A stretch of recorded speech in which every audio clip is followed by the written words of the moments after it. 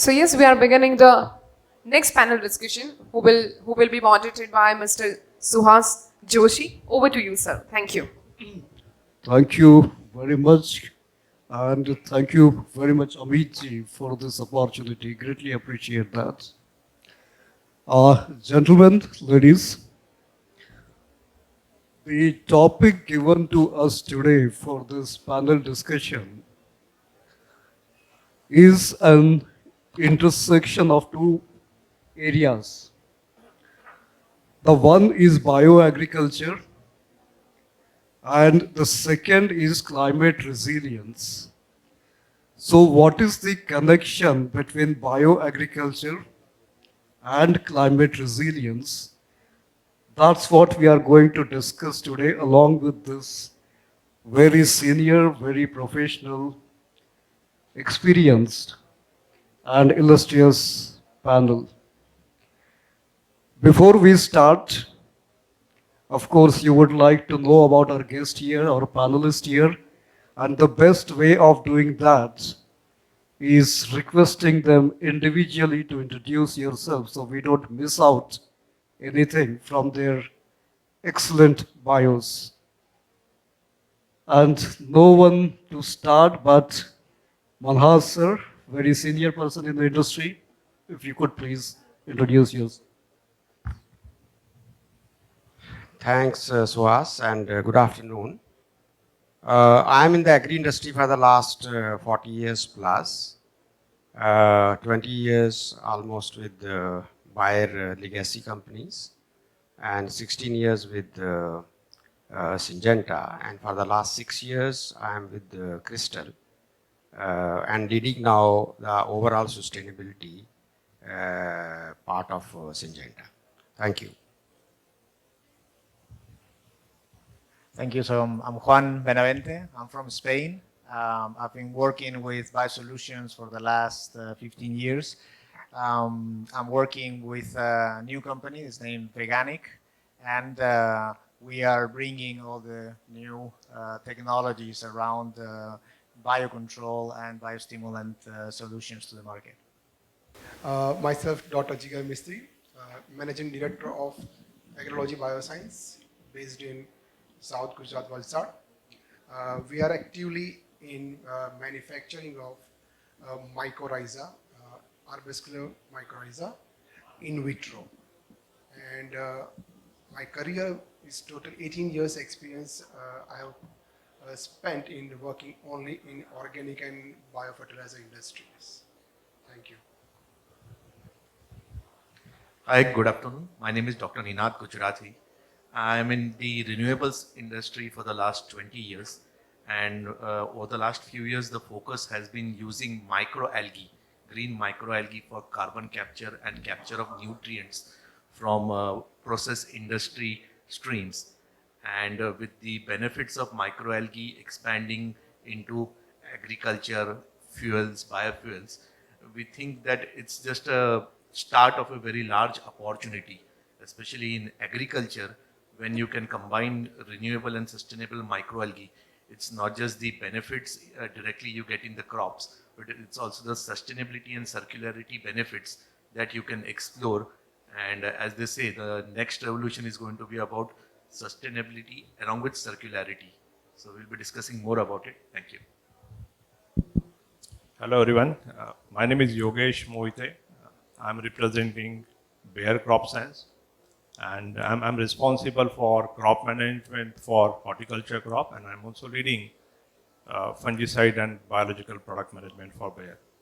Almost 26 years in the industry, most part of with Bayer, but also work with Tata Rallies and Syngenta for some time. It's really a pleasure to be with all the eminent panelists. Thank you, Yogesh, and everyone. Thank you very much. Well, my name is Suhas Joshi. I had a joint venture of 4 companies, that is Bayer, Mitsubishi Corporation, Shell, and Gen Zero. Gen Zero is a Temasek company.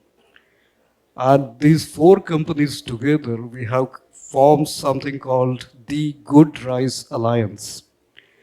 And this Good Rice Alliance, or TGRA in short, we operate in carbon markets, agricultural carbon markets. We generate carbon credits from agricultural operations and we sell them across the world. That is the business model. Uh, However, I am employed by Bayer. I work with Bayer for last 22 years and before that, a few years with Monsanto in various roles and responsibilities. In today's panel discussion, let me give you some background. The global warming or GHG emissions, agriculture is one of the major contributors of the global GHG emissions. While it is obvious that industry or aviation or shipping, we can easily make out that they are emitting a lot, agriculture sector, the primary sector, remains a major contributor, approximately 30% of total GHG emissions in the world. However, within agriculture, it's animal husbandry or animal rearing that has a major contribution. Crop production, where most of us belong, it contributes around 14 to 15% of total GHG emissions globally. Now this 15%, if we further divide it down, break it down, the crop protection chemicals, they contribute, say, very little, around 1 or even less than 1% of this 15%. The rice production, which is a major emitter of methane, the flooded rice production, that contributes around 3 to 4 or even less, approximately 3% of this 15%. And the rest is contributed by chemical fertilizer. Not only the use of fertilizer, but the entire manufacturing process, the logistics, and application of fertilizer. So chemical fertilizer is a major emitter of greenhouse gases. And this is where we can see the opportunity. Agriculture, while contributing to the GHG emissions, can also support the mitigations, can also support the reduction in greenhouse gas emissions with right strategies and right solutions and products. For example, the methane emissions from rice can be reduced by reducing the flooding conditions in the field.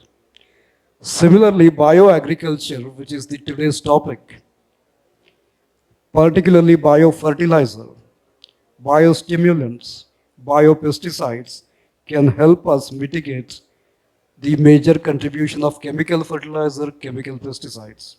And therefore, today's panel is very, very important because here we would discuss the potential cusp of climate resilience, GHG mitigation, and the contribution from bioagriculture. With this context, let me start engaging with the panel. And I would take this privilege to ask Sir, today in general, the Indian bioagriculture market is estimated approximately $400 million. The first round we will be having about, say, market adoption, market size of bioagriculture, and second round we will get into this connection between bioagriculture and climate resilience. So this $400 million, as most of us believe that it is not growing, it is kind of stagnant. The growth rate is not very significant. That's what I'm happy to be countered, but that's the feeling is. What kind of policy framework is required in order to give some impetus to this market, to grow it faster? So thanks, Suhas. Yes, that's right. That it is a market is around $400 million, which is approximately 3,500 crores.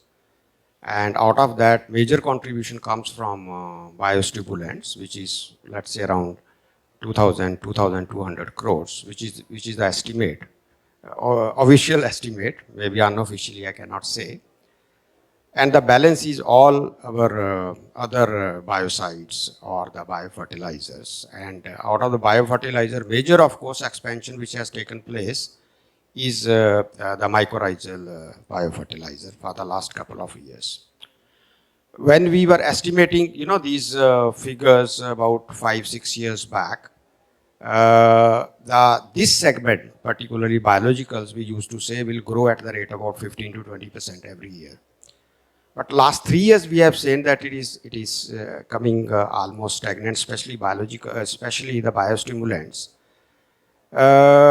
This can be due to some of the regulations, which is, in long term, it will be very good for the industry. But I think in short term, if we talk, there is some sort of challenges which are being faced by the industry. So I think expansion, as far as the concerned, it is more or less becoming stagnant. But yes, as far as the other field is concerned, there is definitely a silver lining where, that today we talk of mycorrhizal biofertilizers to be around 1.5 lakh tons. And it is growing at a very, very fast pace. You go to any counter now, people will have mycorrhizal fertilizers in their counter. So people are also getting aware. So I'm sure that the pace which is lost for the last 2 to 3 years will definitely will pick up in future.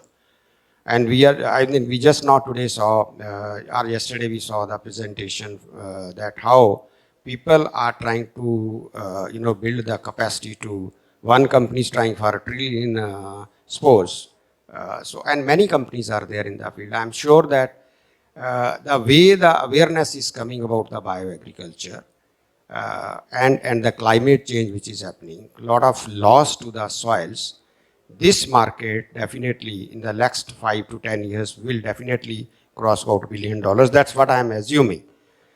The second part, as far as the biocides are concerned, I think there is still a challenge because, as compared to the current fungicides available, there is the bioefficacy is not as good as you get 100%, 95% control.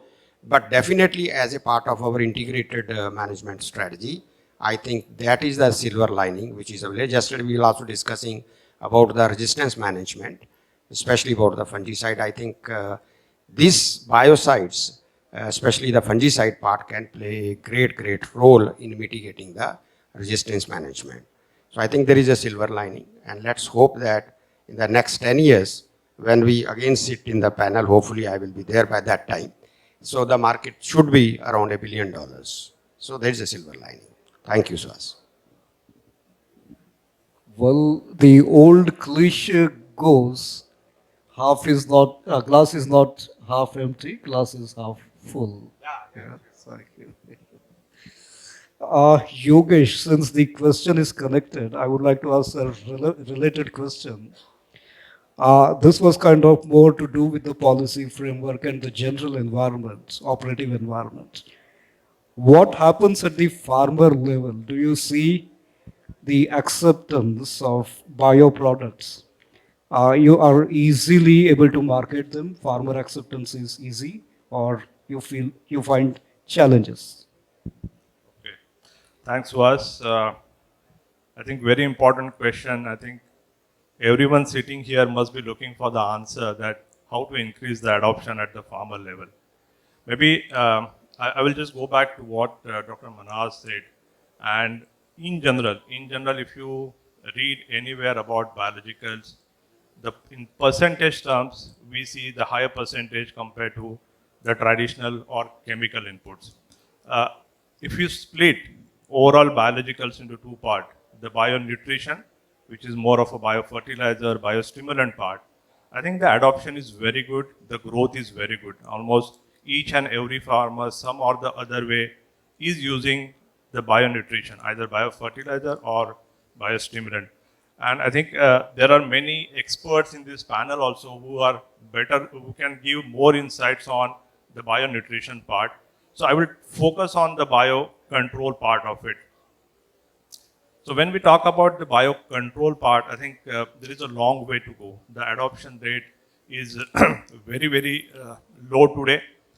What are the different challenges we observe or we face when we talk about the biocontrol part? And I will start with the basic, from the farmer point of view, is the need. Is there a need for biopesticide or biocontrol? The immediate answer is absolutely yes, there is a need.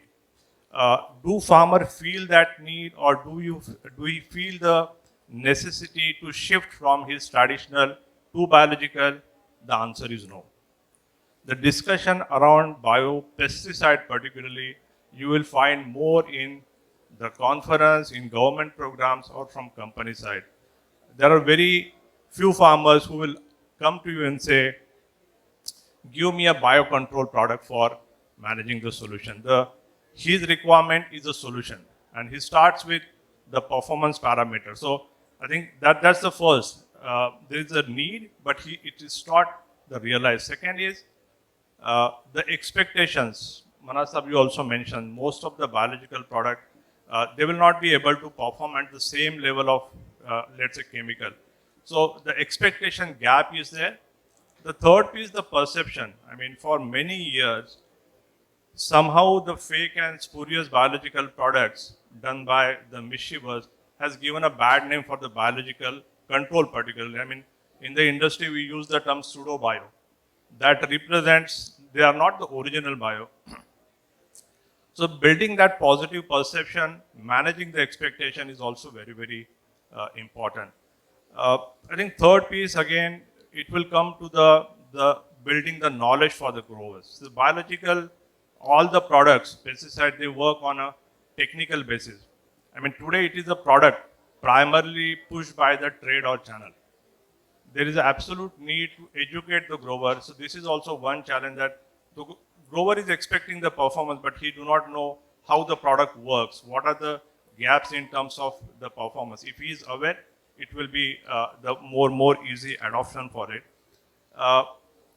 The fourth point I will highlight is the innovation. I mean, there is nothing wrong for a grower to expect something for his farm. If I am a grower, I will definitely expect the best-in-class product, even if it is a biological. So many companies are working. I mean, there is many dynamism happening in terms of research in the biospace, but still almost 90% are just copying what is done by the 10%. There is a greater need for having good products which will really be a substitute for whatever they are existing. And I think final point I will highlight again, there should not be debate about whether biological or chemical. I mean, we should be together working for addressing the farmer challenges, providing the farmer solution. This is where collaborating and integrating whatever available today and what we want to do with in terms of biological. So these 4 or 5, I think, major areas, Suhas, I think maybe some colleagues can add, but these are the core basic elements. If we are able to address, definitely there will be improved adoption for the biological products. Thank you, Yogesh. And just a quick follow-up question. Do you see the problem of counterfeits and spurious products in this market, biological market? It is there, and we are expecting that with the recent regulatory changes, there will be curb in these practices, and the genuine product, the genuine biological products will be. But I mean, if you consider last 1 or 2 decades, that is a major problem. Even the good companies who are working the biological, they are not able to reap the benefits because of, let's say, the spurious or pseudo products which are available in the market. Thank you, Yogesh. And since we are talking about acceptance and adoption by the farmers, my next question will be to Ninad. Slightly the global context. Again, the number generally could vary, but in general, it's $15 billion, as we understand, the global market of biologicals. The adoption by particularly the small farmers in Asia and in India, smallholder farmers of these biologicals, at the same time ensuring measurable impact on soil health, climate resilience. What do you think about this, Ninad? Sure. Hello. Yeah. Thanks. See, when we look at the benefits, let's say we talk about sustainability. Now, sustainability is a very good thing to talk about. But when you look at the adoption part, until and unless the benefit passes on to the farmer, and until and unless, for instance, I'll give example of the project at Sahyadri. Now, at Sahyadri Farms, we have seen their success model. Success model has been to producing, let's say, grapes of the highest quality accepted anywhere in the world. So residue-free grapes. Now, what happens is why Sahyadri has been successful in delivering that is because the farmer gets the benefit. So when the demand for high quality grapes exists and higher pricing exists, that demand converts into a benefit for the farmer adopts. So that has been proven. It's a very successful model. Sahyadri is India's largest grape exporter, and you have heard about the Sahyadri FPO story. Similarly, when we talk about sustainability, circularity, carbon capture, so carbon capture is a big market. Global carbon market is close to $1,000 billion, $1 trillion. Now, when we integrate sustainable practices into agriculture, and when we bring the benefits of carbon sustainable products, say today you're talking about residue-free table grapes. Maybe 5 years down the line, we'll be talking about sustainably sourced and sustainably produced. And that's when the opportunity for biologicals will come into picture. If your product is not only giving benefit in the crop in terms of more resilience, better productivities, but also if it is sustainably produced and that marking is allowing the benefit to go to the farmers, I think that will be the biggest opportunity. A simple thing, we talk about Soji, the carbon projects. Now, if you are able to make the farmer a partner in your carbon journey, see today we are talking sustainability in this conference, but down there at the user level, at the farmer level, if the benefits are passed on, I am sure that the demand for biologicals, the demand for circular and sustainable products are going to grow. Because once this farmer sees the benefit, and the benefits are not just in terms of the yield, but also quality and marking, sustainability quotient, I think that's when the carbon market will change for good. Thank you. So for a farmer, the proof of the pudding is in eating. He must benefit himself than just contributing to some global blah blah. Exactly. Thank you very much. Now, if the climate mitigation, the responsibility, as of now we are discussing, looks like the entire responsibility, we would not like to reduce our air conditioners in our house. We would not like to downgrade from SUVs to smaller cars or electric cars, but we would like farmers to contribute to climate mitigation. Is it fair? I think the responsibility should be combined. We sitting here in the cities, the farmers, the food supply chains, the supermarkets, the government, we cannot put the complete burden on one group of people. It has to be shared across. And that should be the way forward. What do you think, Juan? You think this should be the right way forward? Thank you for the question. I think actually is when we always talk about regenerative practices and we always put the focus on the farmer adopting all these technologies and how important it is for everyone that we have carbon sequestration and sustainable models but the truth is that we are let's say we should be able to incorporate the other part, the rest, let's say, of society, because we all want to have healthier food, sustainable systems, less carbon, but we fail to reward, let's say, the farmers for doing their job, right? So let's say that's a little bit the unfair part. And what I think we are seeing a lot of practices of big companies, right? Regenerative into regenerative practices all around the world. And if we can give some or transfer some, let's say, of those benefits that we are all, let's say, in the big cities willing to pay, right, that comes as an incentive for the farmer, then the adoption of all these biosolutions will be massive. And I think that that is what I think will be happening in the next years, when we are able to have a system that compensates, right? That I'd say we as consumers have to be involved on the other side of the chair, so that we compensate the farmers, and then the adoption of all these will be in the benefit of all the chain, right? So consumers should be willing to pay premium for farmers' contribution to the climate resilience. Would you say so? Consumers are already paying premium, because when we talk about stable grapes in Maharashtra with no residues for exports, right, it means that export markets are paying a premium, right? Now, Indian, right, consumers are ready to pay a premium. Not everywhere at the same time, but I think we are already. If you go to the supermarket and you see, fruit there, and it says no residue, sustainable, let's say, and I think we, especially, let's say, I live in a city, right, in a big city, so I'm willing to pay an extra price, right? Not 3 or 4 times more, right? But we in Spain we have also this experience, right, where we have been doing exports to Germany because Germans paid a very big price, but that was 50 years ago. Now everywhere in Spain you get that quality because the standards get higher and higher. So I think we are absolutely ready to pay the price, but we have to visualize it, right?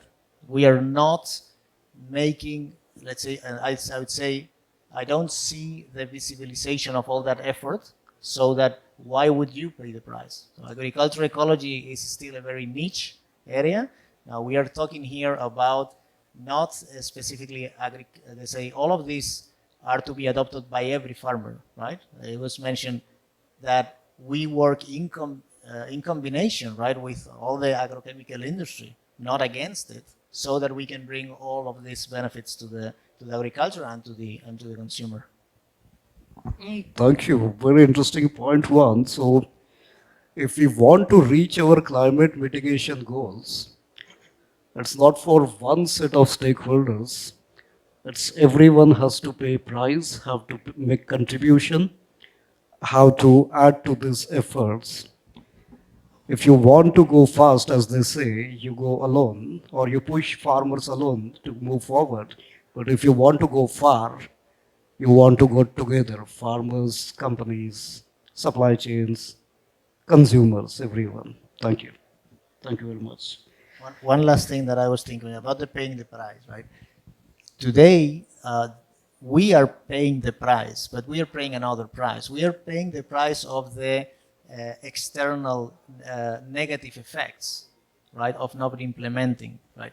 So sometimes when we say paying the price, we see it as a negative thing. Oh, we're going to get things more expensive. It's like, no, but we are not putting the value of what is the sustainability in the long term, how the deterioration, right, the lack of organic matter in the soils in the long term, so all of that, we are thinking it doesn't exist. And so the price is cheap, but we're paying for that already. That's a very good point. Thank you very much. Jigar, the biofertilizers. One, of course, more the use of biofertilizers.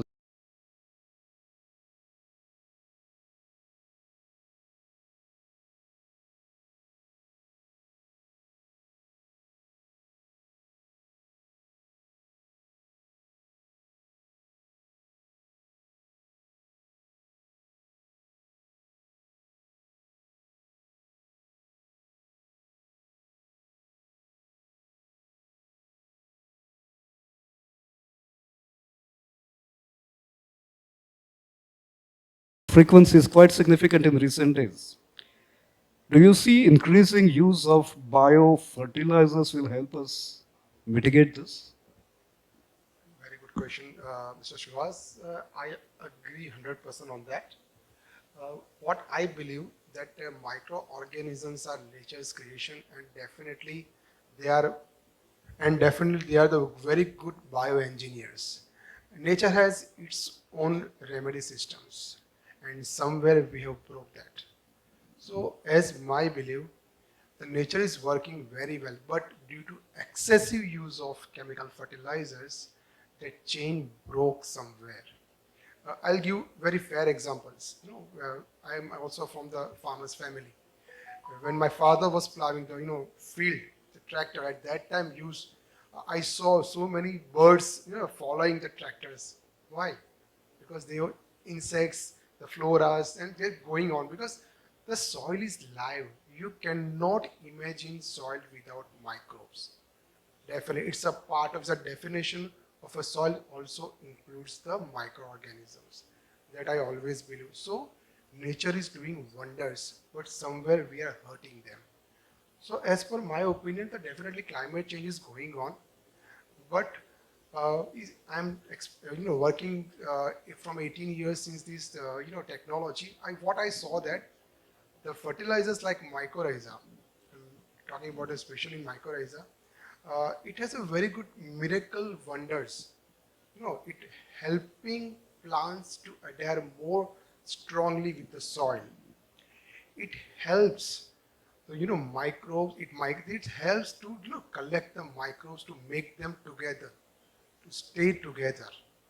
It also helps to utilize unutilized chemical fertilizers if it is a far away also. It extends the extensive pseudo root system. It helps us to plants survive in a bad weather conditions, droughts. It increase the water holding capacities. So if I say if the nature is changing, we also have to change. Utilizing less chemicals. I'm not against the chemical fertilizer. I really tell you one thing. I'm not against. If I tell you small story, when I was completed my education and I was in Dubai, I saw a very, very nice vegetable market, and the person has two baskets. A good tomato, very bright color, even, very even, you can lucrative. And other basket has uneven tomatoes, different colors, and bees are roaming around the tomatoes. And that was labeled organic, and other part is normal tomatoes. The rate of uneven organic tomatoes are higher, 25% higher.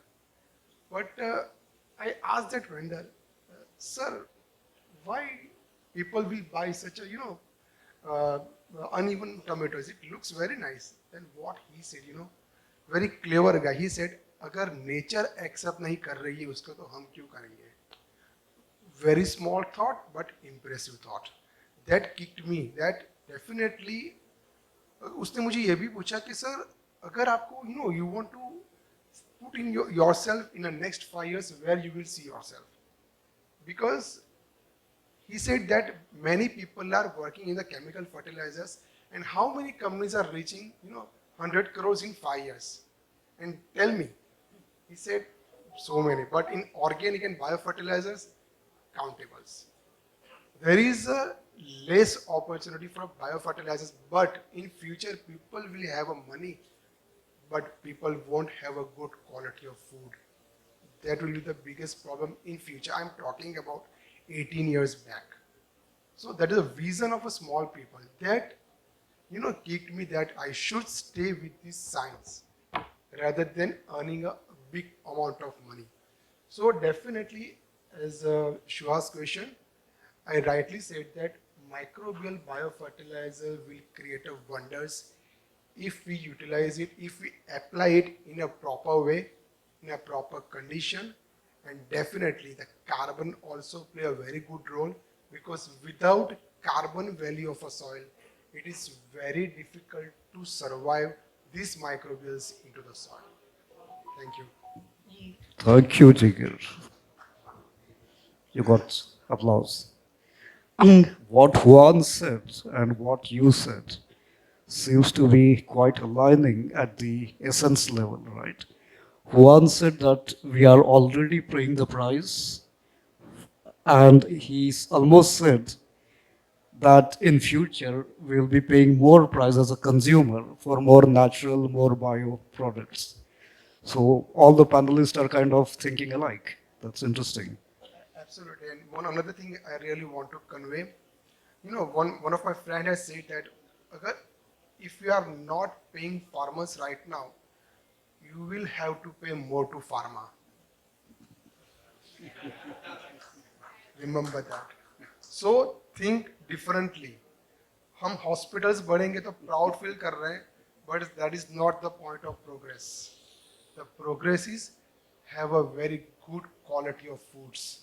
The problem starts from the field. We are running behind the hospitals, but actually run behind the farmers. Grow good quality for foods, good quality for cereals. Then our generation will eat good foods. That is my opinion to everybody. Thank you so much. Thank you. Just a question to the organizers, Amit. Amit, are we closing at 2? What's the time for this panel? 2, right? So, little more time, of course. Good, because this is becoming more and more interesting. Okay, thank you. When you said that application of biofertilizer improves soil porosity, improves the root strength of the root system, so basically the process in between is improvement in soil carbon, right? The current, we know the soil carbon situation, SOC situation, across our country, most of the places, it is less than 0.5%. That's very poor SOC level. And biofertilizer is helping improve that. So you also, if you could add a couple of lines on this, and Yogesh again, SOC improvement is one of the expected outcomes of regenerative agriculture. I'm putting it in quotation marks because regenerative is kind of defined in a number of different ways. So once Jigar finishes his response, I would request you to pitch in and tell us how bioagriculture is contributing so-called regenerative agriculture, particularly the carbon sequestration in the soil. Yeah, but I would like to start with you a little bit more. About carbon sequestration, what I see that what will help to support this carbon sequestration process is we are reducing the green belt. People, farmer has started using more herbicide. You know why? Because they don't have a manpower. The carbon sequestration,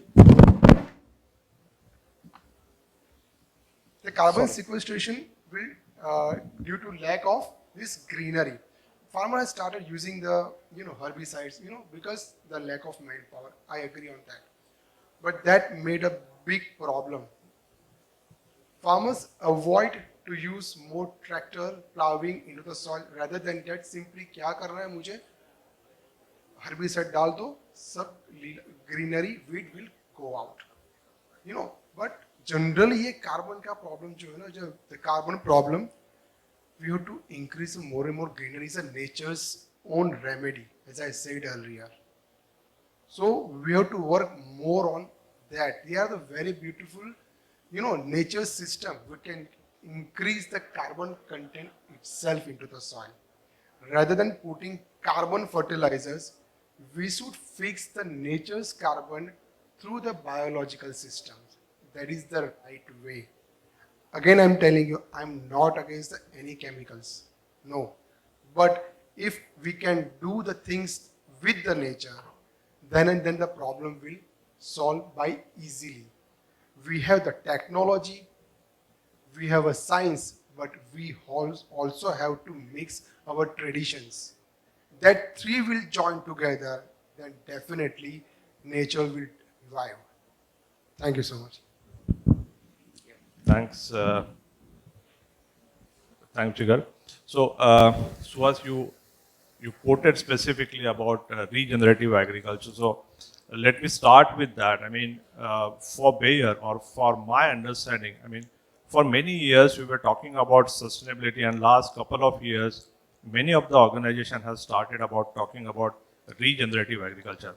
Like what I understand, regenerative agriculture may be a step above or go beyond the sustainability.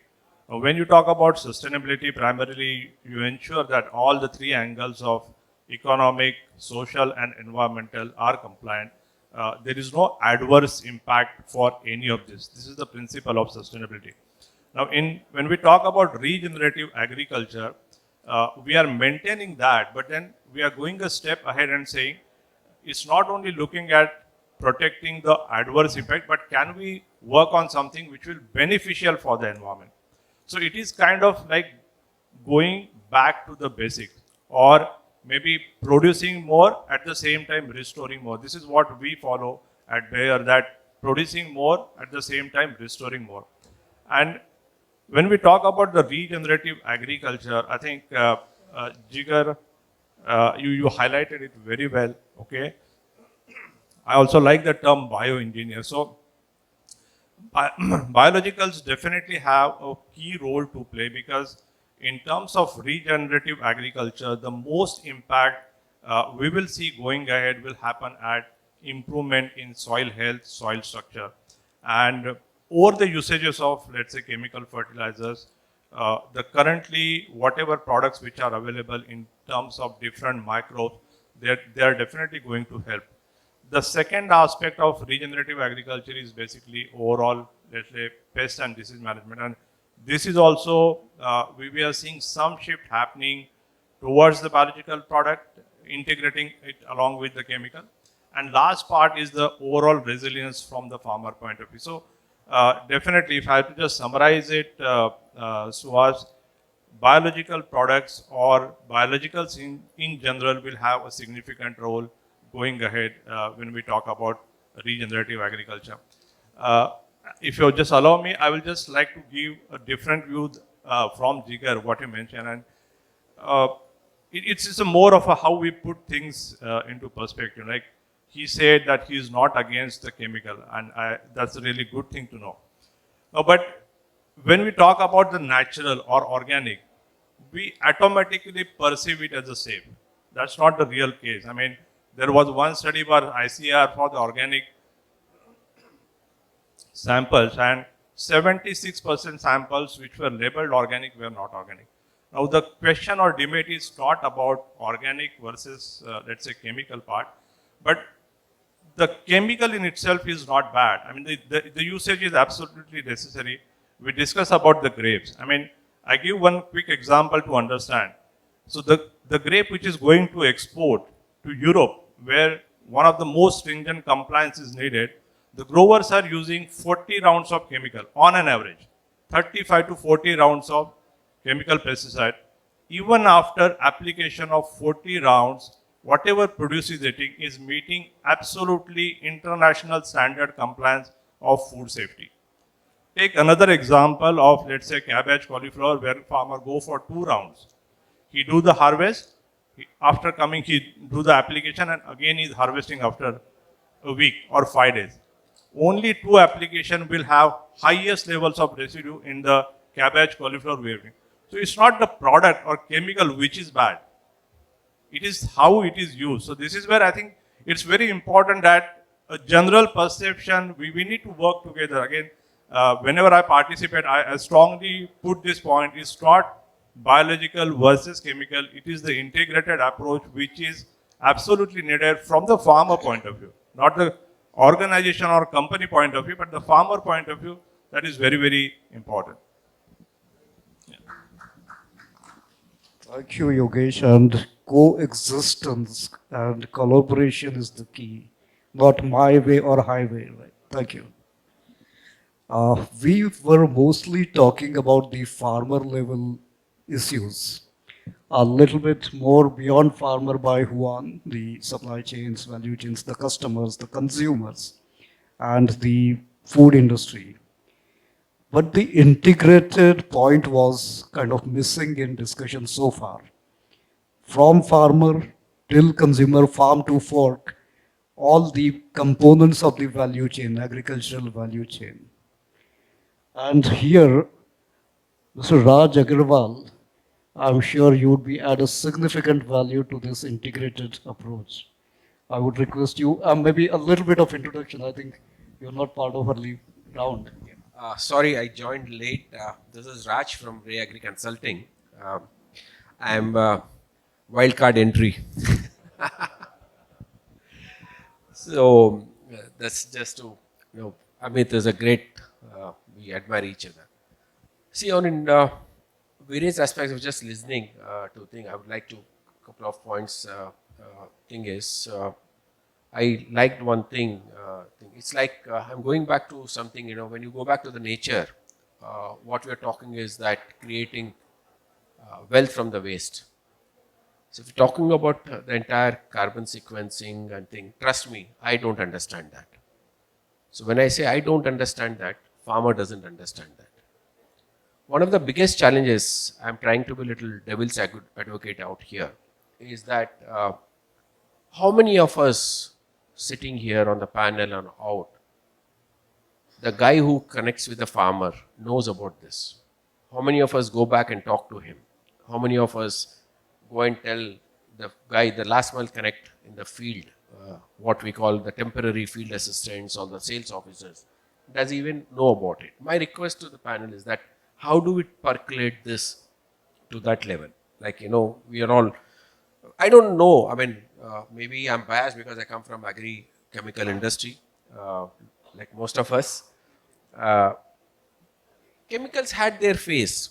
I was fortunate to meet Norman Borlaug. I heard him in person telling that long time back, pesticides or agchems are not bad as long as they're used judiciously. And if you talk to the agchem industry here, they would say, hey, look, my average consumption is much less than the global average. So how do we balance that? So this is all about collaboration between the various stakeholders.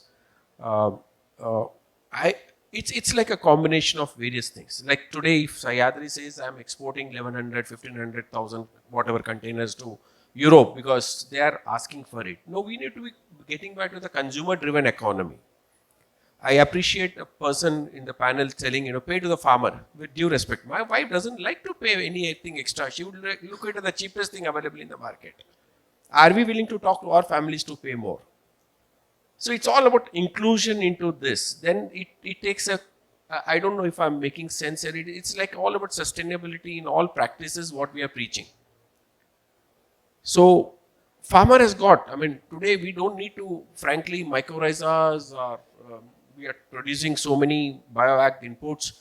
If farmer uses his own, like I was in Kenya last fortnight, and a lot of Indians are entrepreneurs there and they have developed the floriculture in such a big way. I was surprised to see that every day 5 aeroplanes go to Amsterdam. So I visited one farm. I was surprised to see the basic things what he is practicing. He says, Raj, I don't use anything for mulch. Like we went to promote one of the mulches, plastic mulches. He said, I use the straw. I thought he's using the paddy straw. And when we went into the greenhouse, when we saw, he's using his weeds as a straw. Can you believe it? Weeds outside the greenhouse. Large grass weeds which are grown. Now that is sustainability. If we can practice that, we don't need to look at the economic sense. Yesterday, one of the very interesting conversations I had with Commissioner of Agriculture, P.K. Singh. He was talking with one of the challenges recently we are facing in Telangana on the seed companies. Most of you might be knowing. So, once local, I'm taking little extension of this on going into the education part. I strongly believe in extension because lab to land Swaminathan created and we are doing nothing about it. So, one of the, they formed a seed association or whatever it is, and they said we would like to have a state seed law. Is it possible? Where will the industry go? And one of the things in conversation that came out between both of us, hats off to that person, is that हम लोग अग्रवाल जी farmers से हम लोग informally connect नहीं कर पा रहे. जब मेरा फील्ड असिस्टेंट, मेरा सेल्स ऑफिसर फार्मर के पास जाता, खाली प्रमोशन के हिसाब से जाता. अपने में यहाँ पे जितने लोग बैठे हैं, हम लोग कितने बार उसके पास जाके we go and educate. So this is what I would get into the education mode, where all of us go back to the field. And in fact, I wanted to start my conversation with one of the guys who has taught us this. Unfortunately, last evening he passed away, the legend R.D. Kapoor. Prayers to him, lest his soul rest in peace. He used to use one word, Monsanto ka term hai ye, POG, product on ground. And when I was with Juan in Spain in his headquarters, I had learnt another thing, BOG. I didn't understand what that. Then he said boots on the ground. You remember? So we need to have boots on the ground to educate all these things so things take forward. Thank you. Thank you, Mr. Agarwal. Wild card, but very important card. Thank you very much. Thank you. Manhas, sir, you said the market is not growing as it should be. The biological market, the growth rates are not extraordinarily interesting. What do you think? Why they are stagnating? Does that reduction in market growth also impacting innovations in the market?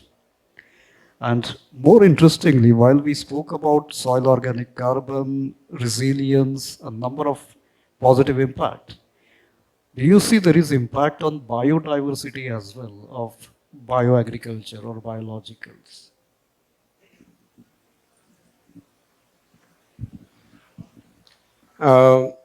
Yes, I think most of us, as we said, that we are from agrochemicals, right, background. So, I mean, I was also 35 years selling and marketing agrochemicals. And I remember the turning point in 2016, when I became chairman of CropLife India. At that time, a lot of companies said that, we should do something for biostimulants and biocides because the laws are really, there is no control, there are no proper laws for that. So we started that. And the result is today that we have a good regulation in place. Of course, there is a restrictive also, but ultimately I think we will be the winner in the market and when the market is fully regulated in a positive way. Yes, so when you start studying all the biologicals, BioAgri, it's very, very interesting, right? And we have seen a lot of center of excellence in many places, even within India, I can say. The market will definitely grow, as I said previously, there is a lot of silver lining. You can say half glass full or half glass empty. There is a place near Hyderabad. I'll just take 1 minute, Suhas, called Kahna. I think some of you may have visited it. Basically, it is a meditation center. It is about 30-40 kilometers away from Hyderabad city, in some villages around. Next to the, about 30 kilometers, yeah. There, one of the person from Gujarat, he went and he saw that something can be done. He purchased slowly and slowly about 1400 acres of land, 1400 acres of land, which was absolutely barren, banjar जिसको बोलते हैं, कुछ नहीं होता था वहाँ पे, red soil. ये तकरीबन 10-12 साल पहले की बात है. And today when you go, you can see there, absolutely you can see it is a forest area, right? So the guides took us around, and then basically when we said, what is the summary, how do you have transformed this?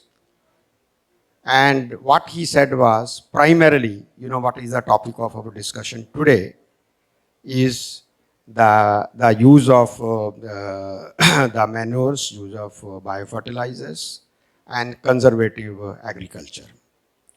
They have about 20,000 trees, right there. The only thing which they said that the major point which we have used is that we have used minimum tillage here, right? They grow even some crops also. They primarily they have used in the whole soil the biochar. I think some of you must be knowing about the biochar. The biochar, the manures, and some of them biofertilizers. And they have been able to transform that whole land into a sort of forest or the jungle. This is what we call the afforestation actually. So the water level which was there about 800 feet is now 200 feet only. In the last 10 years, it has come up so drastically because they are using primarily no chemicals. I'm not against chemicals like some have said, we are basically chemical person. But there is a center of excellence. I could see from the own eyes that how you can create this sort of things in, by using different means of, using different means. They have also shown us some of the demonstration which we saw there.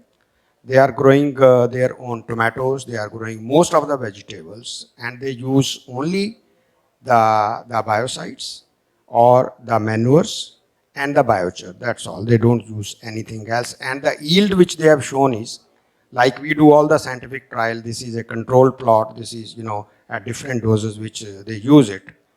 There is a 20 to 25% increase in the productivity by using these means. So where there is a will, there is a center of excellence which you can create. But as we were debating,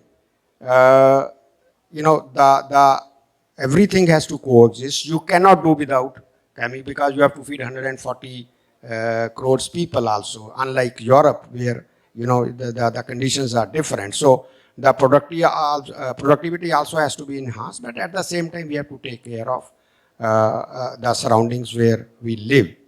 So this sort of center of excellence are there in India also, and I'm sure that by using the overall means of both chemicals and BioAgri, we can definitely move toward a more sustainable agriculture.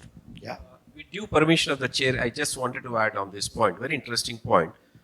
Entire Bangalore International Airport, Terminal 2, the inside part is totally what we call sustainable or bio thing.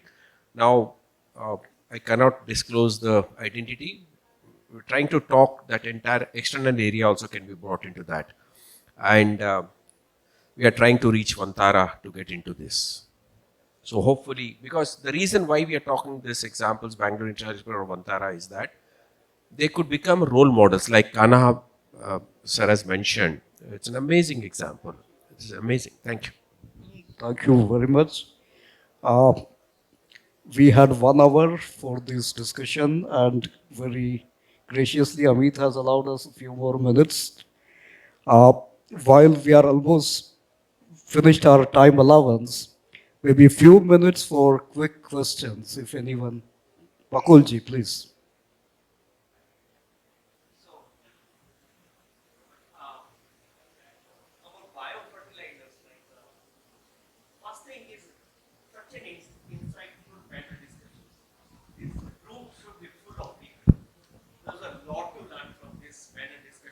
First thing, people are not here, but that's okay. But so many interesting people are here. That's one. About biofertilizers, like I was interviewing a guy, and he was working on mycorrhiza. So what he said that when you apply biofertilizers, plant doesn't feel lonely because at a root system level, they communicate with each other. That how's the life and all. So a plant doesn't feel lonely when there is a biological world existing. That's one part, but that's an information. But I have a question. Question is, and Raj sir snatched my question because that is the question I had. In fact, we talk about carbon market. 1 trillion markets are mentioned about carbon sequestration. Farmers can really participate in carbon market. But how can we educate? Like, I mean, sir, Suhas sir, you are into that. So what Bayer does or you do or what we all should do to see that we educate farmers by which they can participate in the carbon market? That's a question I have. and what we all can do. As he rightly mentioned, many of us might also not be knowing how to participate in the carbon market. Yeah. Mr. Agarwal, would you like to start? And then I can come in. Yeah, I'll just. I think. Thank you. First of all, Raj है मेरा नाम. और उसके आगे पीछे कुछ नहीं है. See, one of the things I would suggest, like since Manhas Saab said about crop life, one of the interesting thing crop life started long time back under its what you call your one word है उसका, where we go to the farmers and educate on, say for example, safety aspects of pesticide usage. तो उसमें हम लोगों ने क्या किया था, because I was part of, just to some of you know, I've been in the industry for 25 years, last 12 years my Ray Consulting, been rallies, PI, FMC and last assignment Nagarjuna, is that the local associations, like for example, we had APMA in Telangana, Tamil Nadu, Karnataka, ये सारे हम लोगों ने क्या किया था, we had printed the posters, and what we decided was that every time a farmers meeting is happening by any company to promote its product, few minutes please spare on the safety aspects education also. So probably as an industry, we can have that incorporated to begin with training with our teams at regional or regional level. They in turn train the field staff. And when the field staff goes to the meetings, farmers meeting, for a few minutes they can make the awareness of these things to the farmer. Trust me, farmers would love to listen to this. And they may not be interested in your trillion-dollar economy.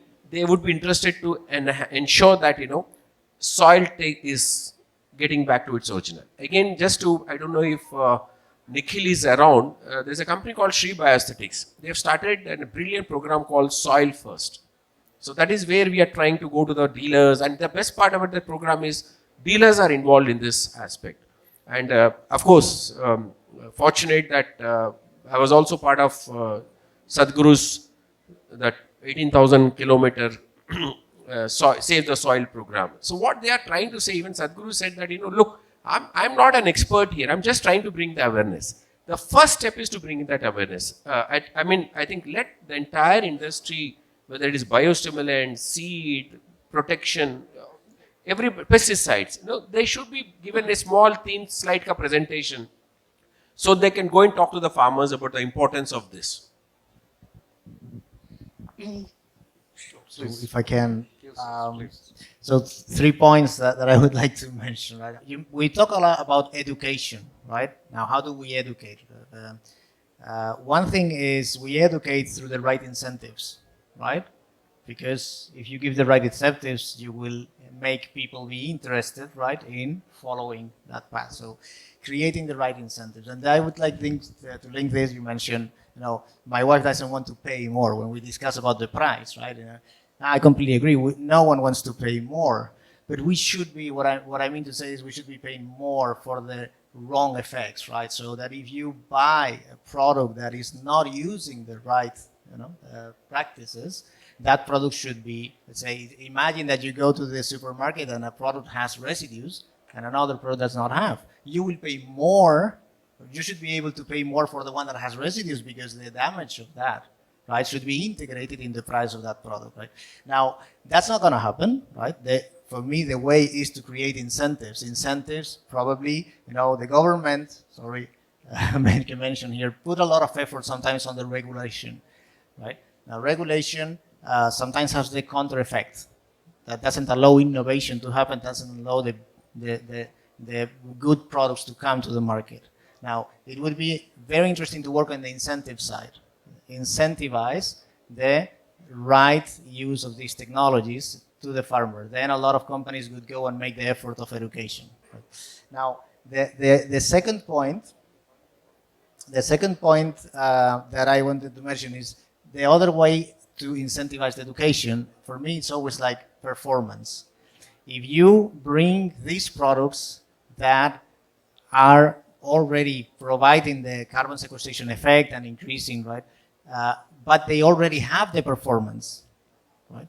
Then the adoption by the farmer will also be more and more. And I think that is already happening as the bio industry, the biosolutions are getting, better results, better field results, the adoption of the farmers, right? So that the farmers don't need to be educated so much on the carbon sequestration because they will adopt the best products already in the market. So let's bring the best products in the market by integrating them into the system. Okay, and finally, I would say one obligation that we all have, and I think that it's the knowledge transfer, right? For me, education is not so much about educating the farmer, like the farmer needs to. It's like giving farmer the knowledge, and that comes with something very important. We need to know what is the mode of action of the active ingredients, right? We are working within biosolutions, and you were mentioning we need to educate our sales team on the mode of action, so that when we sell biosolutions, we are not selling so much this product that is a fantastic product. No. We are selling this amino acid base that works like this, that has this photosynthetic path effect. And when you're doing that, you are transferring a knowledge that the farmer can integrate with the other practices. So I would say that through incentivation, through integration, and through knowledge transfer is the right way to at the end have the result of education, right? At the end, right? But not so much the education to be the goal, but to be an effect of all these practices. Thank you, Juan and Raj. Since I'm very conscious of time, quickly I will add a couple of lines to this.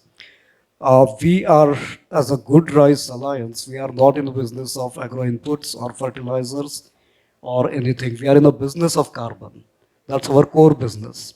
So therefore, it is very important for us to focus, our field officers focus only on carbon and agronomy. So the interventions which lead to reduced carbon emissions, our field officers talk to farmer only about that and also about the entire agronomy practice which would benefit them. And that has to be done in a very simple language which farmers can understand. And specifically, the benefits we communicate to farmers are not that you will help reduce the global greenhouse gas emission. They cannot relate to that. Very specific benefits to the farmers: your soil will improve, your cost of cultivation might reduce, and you would save water. Very transparently, these positive things might happen, but there are some drawbacks as well if you follow these practices. So very transparent communication to the farmers. And since this is not transactional, you're just not selling the product and going away. You are staying with the farmers for entire season. So trust building is very important. Incentives, we pay 1,000 rupees incentives per hectare per season, but that is inconsequential. In addition to these benefits, we say, okay, if you do everything, you will get additional 1,000 rupees incentives. So in very brief, thank you very much for the question. And gentlemen on the panel, sorry, I can't say ladies and gentlemen, it is only gentlemen here. Thank you very much. It's been very intellectually stimulating discussion. All of you. Look forward to interacting with you further in future. Thanks a lot to the great audience. Thank you.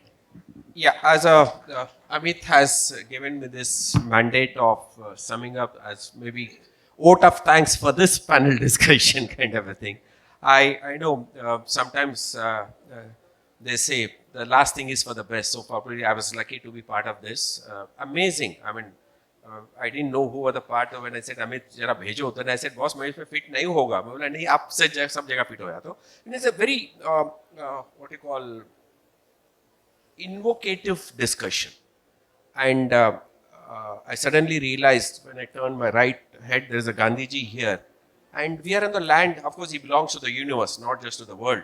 But he started from Gujarat. So he said something, one a beautiful thing which stuck to my mind. Change starts from you. You be the change. So probably this is a brilliant way to end up this. Let's start, and I think something came out of this. Amit, आपका दायरा बनता है कि आप industry को बोलो सबको educate करवाएं. If you want, we can do it together, partnering with the industry. So everybody is here, so we'll work on to that. Okay? Please be here on the stage. We want to give you the small token of gratitude, and for that I want to invite on stage Mr. Debabrata. Please come on the stage to present the mementos to all our panelists.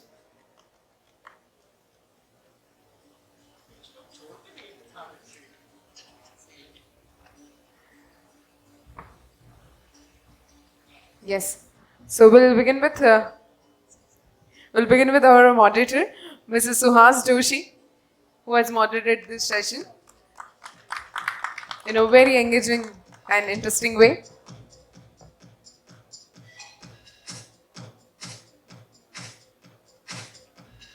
Thank you very much. And now I request to Mrs. Suhas to present a memento to our other panelist members. Thank you so much, Mr. Debabrata, for coming on the stage. We'll begin with Mr. Sarjiwan Manhas.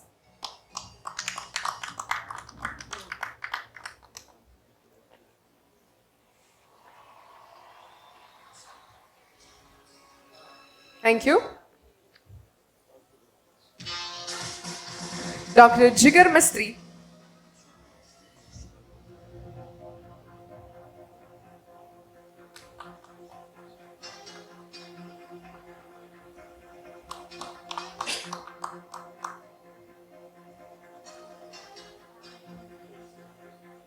Thank you so much for your participation. Dr. Ninad Gujarathi.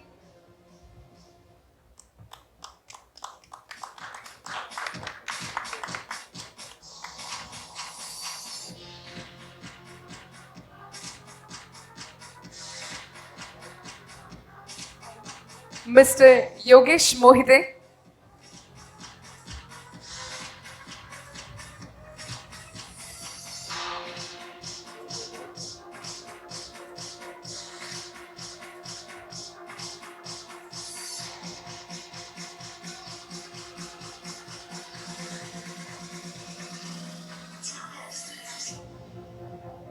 Next, I request to felicitate to Mr. Juan Antonio.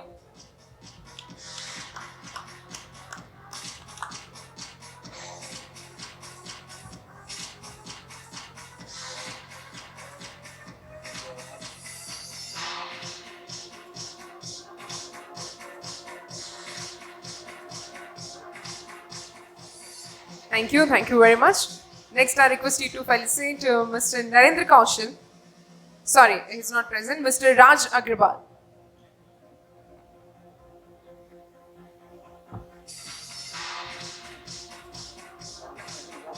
Mr. Raj Agrawal, founder and MD of Ray Consulting.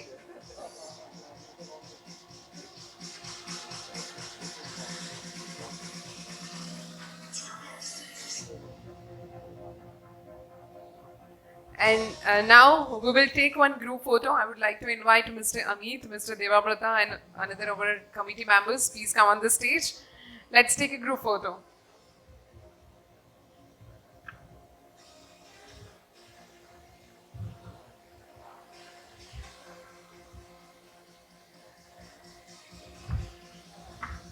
Can we please come forward?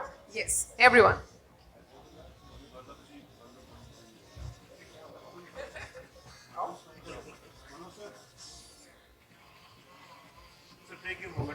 We can keep that memento in your hands. Yes.